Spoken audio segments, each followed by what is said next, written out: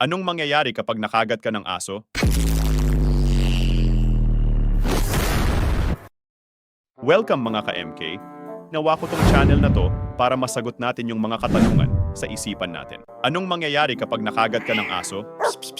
Kapag ikaw ay nakagat ng aso, mahalaga na agarang kumonsulta sa isang healthcare professional o sa doktor upang maagapan ang posibleng epekto nito sa kalusugan. Ang kagat ng aso ay maaaring magdulot ng mga sugat sa balat na maaaring magdulot ng impeksyon dahil sa bakterya na nasa bibig ng aso. Ang mga sintomas ng impeksyon ay maaaring magpakita sa pamamagitan ng pamamaga, pamumula at pangingitim ng balat sa lugar ng kagat. Isa pang malubhang epekto ng pagkakagat ng aso ay ang posibilidad ng pagkakahawa sa rabis, isang nakamamatay na sakit. Kung ang aso ay may rabis, ito ay maaaring maging panganib sa buhay kung hindi ito agad na agapan.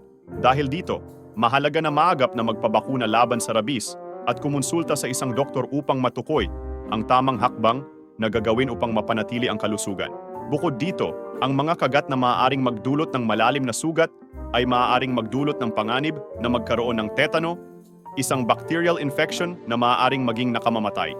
Kung ikaw ay nakagat ng aso at ang sugat ay malalim, mahalaga na agad na linisin ang sugat at kumonsulta sa isang doktor upang mabigyan ng tamang gamot at pag-aalaga. Sa pangkalahatan, ang pagkakagat ng aso ay maaaring magdulot ng physical at emotional trauma, lalo na sa mga bata. Mahalaga ang agarang pagtugon at pagpapagamot upang maiwasan ang mga komplikasyon at masiguro ang kaligtasan at kalusugan ng biktima. Kaya kung gusto niyong malaman ang mga sagot sa inyong malikot na isip, ay mag-subscribe na at i-hit ang notification button.